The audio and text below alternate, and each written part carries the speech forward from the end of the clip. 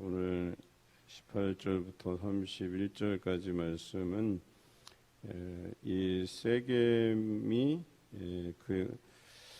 하몰의 아들 세겜이 야곱의 딸 디나를 물론 사랑하는 마음에서 그랬겠지만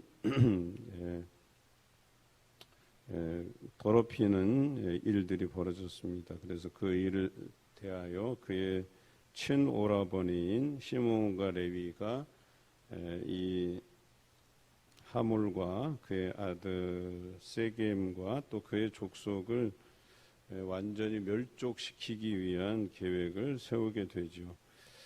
물론 거기에 대한 대가를 치르게 하는 것은 중요한 일이겠지만 처음 그들이 사용한 방법은 할례, 즉 할례라고 하는 것은 하나님의 백성으로 인증하는 그런 도구로서 쓰이는 방법이었는데, 그래서 자신의 표피의 일부를 떼어서 하나님의 백성임을 그렇게 인증받는 그런 제도였는데, 그런 제도를 사람을 죽이는 방법으로서 사용했다라고 하는 것이죠. 그래서 그들에게 우리가 한 민족이 되려면 할례를 행해야 된다. 특히 성중에 있는 모든 남자가 다 할례를 받아야 된다. 이렇게 요구하게 되죠. 그런데 이 하몰과 그의 아들 세겜이 이 부분에 대해서 흔쾌히 받아들이게 됩니다. 이유는 이렇습니다. 그들의 목적이라는 것이 21절에 나와 있듯이 친목하고 또 그들과 친목하고 우리 땅은 넓기 때문에 그들이 들어와서 여기서 함께 산다고 하면, 그래서 그들의 여자들을 우리가 품고 또 우리의 여자들을 그들에게 내어주게 되면 우리가 한민족이 되지 않겠느냐. 그러면 23절에 나와 있는 것처럼 가축과 재산과 모든 짐승이 우리의 소유가 되지 않겠느냐, 서로 공유하게 되지 않겠느냐, 이렇게 이야기합니다. 그래서 그들의 할례를 받아들이게 되고 모든 성중의 남자가 다 할례를 받게 되지요. 그런데 우리 남자들은 잘 알 거예요. 우리가 흔히 포경 수술이라고 하잖아요. 그래서 물론 이게 위생적인 부분이라든지 여러 면에서 이제 의학적인 행함인데, 그렇게 표피를 베고 나면 한 며칠 동안은 거의 움직이기도 쉽지 않은 상황이 돼요. 특히나 오늘 성경에 보면 제3일에 아직 그들이 아파할 때라고 돼 있어요.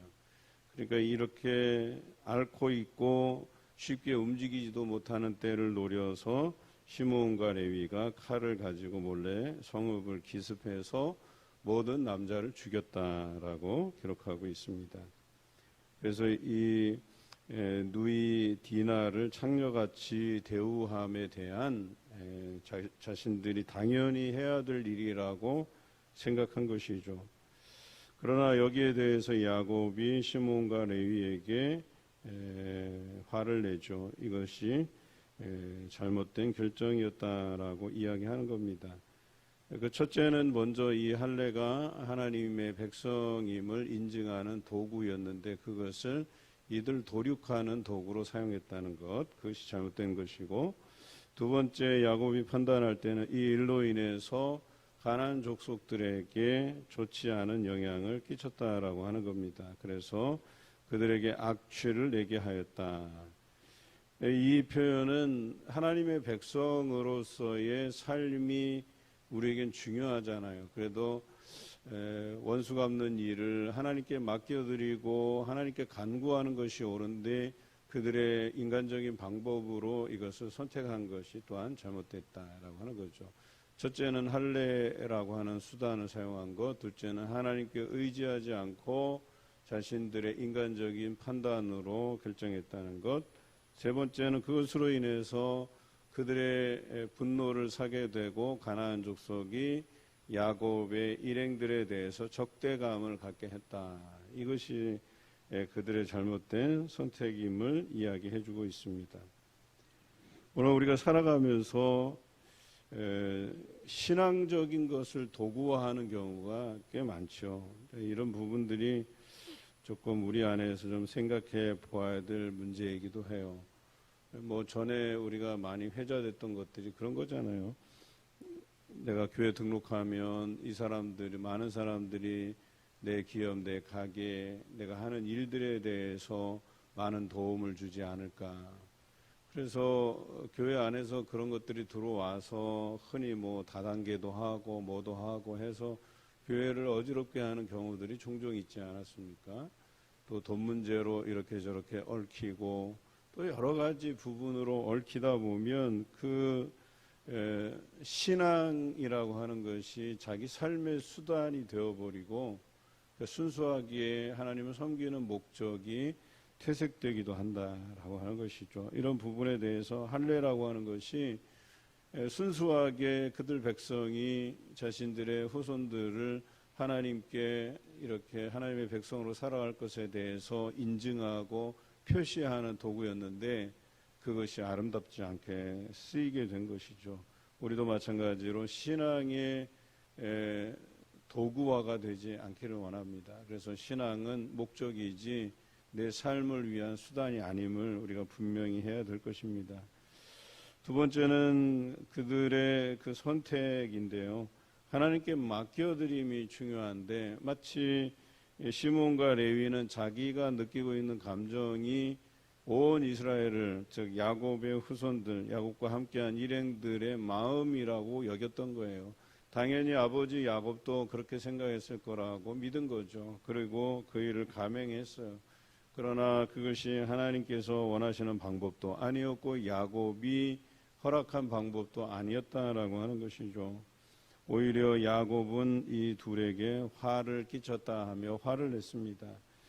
이러한 부분이 우리 안에도 있다라고 하는 것이죠. 마치 이것이 많은 사람들이 원하는 길이고 그들이 우리와 같은 마음일 거라고 생각하겠지만 실제로 그렇지 않은 경우들이 자주 있다라고 하는 것이죠. 그래서 내가 감정이 올라왔다고 해서 이 감정을 다른 사람들도 똑같이 생각한다고 생각하는 것은 오산이다라고 하는 겁니다. 특히 그러잖아요. 어떤 사람 한 사람의 이야기, 한두 사람의 이야기를 듣고 나서 마치 그것이 그 공동체의 많은 다수의 이야기인 양 우리가 이해해버리면 그것도 옳지 않은 방법일 수 있겠다 하는 생각이 들어요. 특히나 성경에서 원수 갚는 일에 대해서는 하나님께 맡기는 것이 정석이에요. 그래서 하나님께서 이 우리가 당한 이 고난에 대해서, 고통에 대해서, 심적 어려움에 대해서 하나님께서 해결해 주시고 위로해 주실 것에 대해서 이야기해야 된다라고 하는 것이죠. 하나님께 간구하는 그런 사람이 되어야 된다라고 하는 것이죠. 우리도 마찬가지예요. 살아가면서 왜 그 상한 감정이 없겠어요? 사람에 대해서 또 일들에 대해서 여러 가지 일들로 인해서 상처 입는 우리들 아닙니까? 그러나 이 모든 것을 하나님께 아뢰고 구하는 지혜가 우리에게 필요하다라고 하는 것이죠. 때로는 참 답답할 때가 있어요. 어떻게 이 상황을 하나님께서 좀 잘 해결해 주시지 않을까?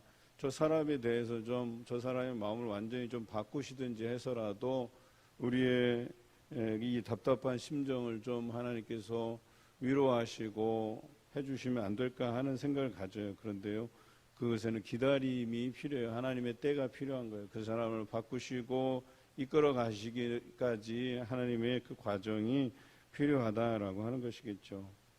아마 이들에 대해서도 하나님 앞에 어떠하든 맡겨드리고 하나님께 구하였다면 아마 그들의 마음을 시원하게 하실 결정을 하나님께서 해주시지 않았겠냐.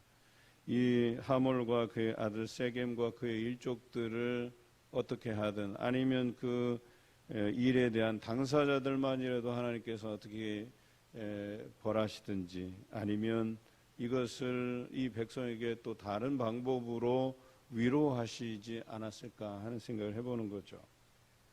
마지막으로는 하나님의 백성으로서 정당한 결정과 또 그것으로 인해서 인내하고 그것을 통해서 하나님께서 그 일들 그 벌을 내리시든 아니면 그 결정에 대해서 어떠한 판단을 내리시든 가나안 족속들에게 하나님의 살아계심을 증거하는 방식으로 나타내지 않았을까라고 하는 겁니다. 그러면 가나안 족속들도 야곱과 그들의 일행에 대한 적대감을 품지 아니하고 이 일은 하나님께서 그들이 섬기는 신 하나님께서 행하신 일이구나라고 하는 것을 인정하게 되고 그 하나님의 살아계심을 그들이 경험하고 인정하게 되지 않았겠냐라고 하는 것입니다. 그렇습니다. 우리가 일하면서 또 관계를 맺으며 살아가면서 그 안에서 일어나는 문제에 대해서 하나님께 맡기는 지혜가 필요해요. 또 신앙을 도구화하지 않는 것이 중요해요. 또한 우리가 하나님의 백성으로서 그들을 대우하는 것이 얼마나 중요한가가 오늘 성경을 통해서 드러납니다. 그래서 우리가 우리를 향한 적대감을 가질 필요도 없이 그저 하나님의 살아계시고 역사하심을 우리가 다 같이 경험할 수 있다면 또 하나님께서 그들의 마음을 위로하고 우리의 마음을 위로하고 거기에 대한 충분한 대가와 처벌을 우리 대신 행하신다고 하면 여러분 이거보다 더 긍정적인 방법이 어디 있겠습니까? 오늘 우리가 살아가는 삶이 다 그렇습니다.